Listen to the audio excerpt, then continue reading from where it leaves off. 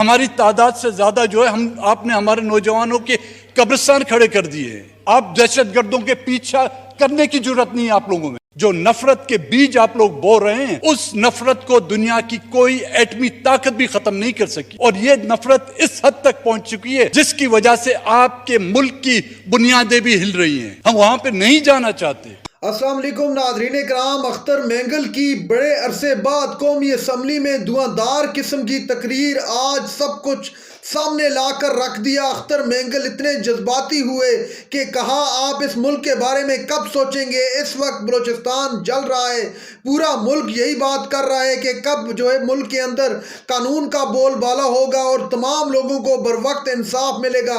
अख्तर मेंगल की इतनी सख्त तकरीर मैंने अपनी जिंदगी में नहीं सुनी। वीडियो देखिए, फिर इस पर डिटेल में बात करते हैं।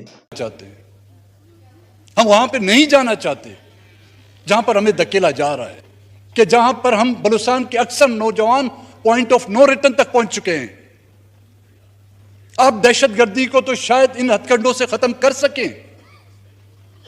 दहशतगर्दों को जिनको आप दहशतगर्द कहते हैं, उनको आप खत्म कर सकें, लेकिन जो नफरत के बीज आप लोग बो रहे हैं, उस नफरत को दुनिया की कोई एटमी ताकत भी खत्म नहीं कर सकी।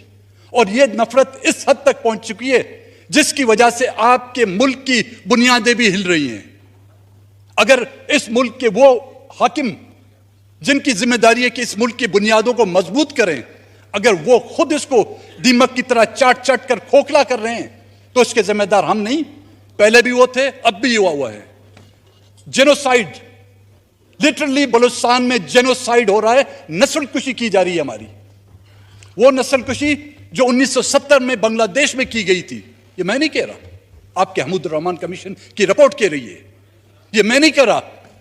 कुछ दिन पहले अमेरिकन ऐवान में एक करारदाद पेश की गई थी जिसमें यह पेश किया गया कि पाकिस्तान के हुक्मरानों ने, पाकिस्तानी फौज ने बांग्लादेश में जेनोसाइड किया है। आज फिर वो तारीख दोहरा रहे हैं आप लोग बलूचिस्तान में। हम बंगालियों की तरह कितने ताकतवर नहीं, हमारी तादाद इतनी ज्यादा नहीं। हमारी तादाद से ज्यादा जो है आपने हमारे नौजवानों के कब्रिस्तान खड़े कर दिए हैं। और कहते हैं कि जब भी हम हुक्मरानों से बात करते हैं, कहते हैं ये लोग तो जी अफगानिस्तान में हैं, अफगानिस्तान से आते हैं, यहां पे कार्रवाई करके चले जाते हैं, फिर अफगानिस्तान। भाई एक जमाने में अफगानिस्तान तो आपके हाथ में नहीं था, वहां पर आपके बगैर चाहते हुए कोई चिड़िया पर तक नहीं लगा सकती। तो कैसे अभी भी वो लोग अफगानिस्तान में बैठे हुए हैं? वो एक की तादाद नहीं है, हजारों की तादाद है। अगर वो अफगानिस्तान में है तो उनके लिए माजर कैंप बनाए गए होंगे। क्या उनके लिए कोई वहां पर कोई माजर कैंप बनाया गया है जिसमें वो अभी तक हैं? लेकिन हैं अफगानिस्तान में। लाशें यहां से बरामद हो रही है।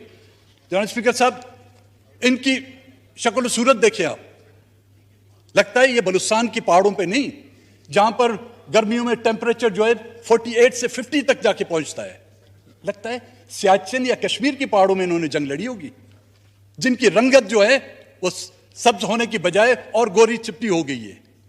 उनका हुलिया, उनका दाढ़ी का तराश, कोई भी पहाड़ में बैठा हुआ शख्स जो है ना, अपने साथ 5 स्टार का जो है बार्बर या हजाम लेके नहीं घूमता होगा, जो उसकी दाढ़ी भी तराशे और उनके सबके बालों को जो है ना एक ही तरह से काटे। ये सिर्फ एक ही कुव्वतें कर सकती हैं, जिनके बारे में हम जब कहते हैं, कहते जी आप इदारों के बारे में बात करें, तो भाई किसके बारे में हम बात करें? यह आफत तो खुदा ने तो हम पे नहीं लाई है ना। इसके जिम्मेदार क्या यहां के हुक्मरान नहीं, वो कुव्वतें नहीं जिनके हाथों से रोजाना हमारी लाशें उठाई जाती है?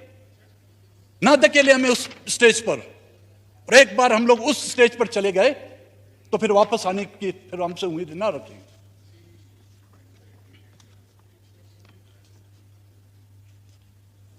और अपनी कमजोरियों को, जब कोई दहशतगर्दी का वाकया होता है तो उनके पीछे जाने की बजाय, उनका पीछा करने के बजाय, जो इन्होंने स्टाफ में अपने अकूबत खानों में, तय खानों में जिन नौजवानों को रखा हुआ है, उनमें से चंद एक मार के फेंक के और अपना स्कोर कंप्लीट करना चाहते हैं, पूरा करना चाहते हैं कि जी हां हमने दहशतगर्द मार दिए।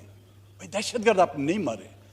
दहशतगर्द मारने के लिए जब आप जाने की जरूरत नहीं कर सकते, आप दहशतगर्दों के पीछा करने की जरूरत नहीं है आप लोगों में। आप सिर्फ मासूम और बेगुनाहों को जो है उनके खून से अपने हाथ रंगने में जो है आपकी तारीख लिखी हुई है, चाहे वो बांग्लादेश की तारीख हो, चाहे बलूचिस्तान की तारीख हो, चाहे खैबर पख्तूनख्वा की तारीख हो या वजीरिस्तान की तारीख हो, सिर्फ और सिर्फ आपके हाथ जो है उन लोगों के खून से रंगे हुए हैं।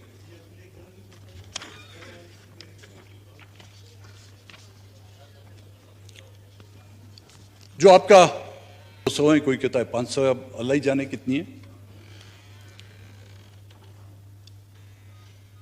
कौन है ये लोग? इसी मुल्क के बाशिंदे, मुसलमान हैं, इंसान हैं, किसी और मजहब से इनका ताल्लुक है। क्या लाशों की बेहरुमती इस तरह की जाती है? कहा जाता है कि वो टीचिंग हॉस्पिटल था और वहां पे मेडिकल कॉलेज था, तो शायद उस पर तजुर्बात किए जा रहे थे लाशों पर। मुमकिन होते हैं, तजुर्बात होते हैं, लेकिन उनके लिए भी एक मखसूस जगह होती है। मैंने ये नहीं देखा कि तजुर्बात के बाद भी उनको फिर कपड़े पहना दिए गए। कई लाशें ऐसी हैं जो उनके तन पर वो कपड़े भी पहने हुए हैं।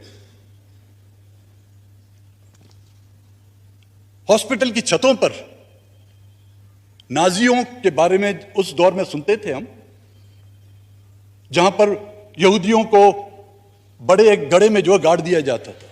आपके पास खुदावंद ताला ने इतनी बड़ी सरजमीन दी है, इसमें रेगिस्तान भी हैं, इसमें पहाड़ भी हैं, कहीं गड़ा खोद कर उनको वहां पे दफना देते। उनको चील और गिद्धों के हवाले कर दिया उन लाशों को। अब कम से कम अगर इस पर पर्दा फाश हो गया है तो मेरी ये रिक्वेस्ट होगी कि उनका डीएनए, हर एक बॉडी का जो है डीएनए टेस्ट किया जाए, उससे मालूम हो कि वो कहां से हैं, किस इलाके से हैं, उनके रिश्तेदार कौन हैं। कम से कम अगर वो मिसिंग पर्सन्स में हैं तो उनको तो तसल्ली हो जाए कि हाँ जी हमारे वापस जिंदा तो नहीं आए, एक ढांचे की शक्ल में वापस आए।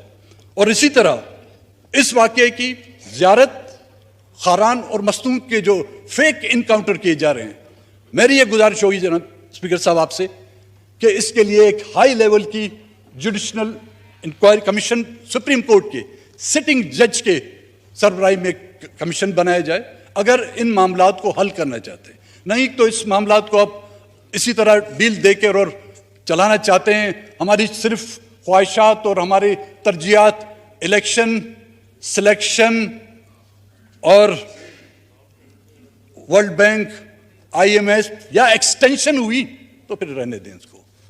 नाज़रीन कराम, आपने वीडियो देखी अख्तर मेंगल की इंतहाई जज्बाती तकरीर, पार्लियामेंट के अंदर हर एक को हैरान कर दिया। आज अख्तर मेंगल की इस तकरीर ने, आप जानते हैं कि इस वक्त पाकिस्तान तहरीक इंसाफ की भी यही डिमांड है कि मुल्क के अंदर आइन और कानून की बालादस्ती हो, और तहरीक इंसाफ ये इल्ज़ाम लगा रही है कि ये हुकूमत आइन और कानून के मुताबिक न ही मुल्क को चला रही है और न ही उसको चलाने की कोशिश कर रही है। इसके अलावा नाज़रीन कराम, अख्तर मेंगल का मजीद कहना था कि बलूचिस्तान के हवाले से सोचा जाए, बलूचिस्तान इस वक्त जल रहा है, बलूचिस्तान की अवाम इस वक्त सीख पा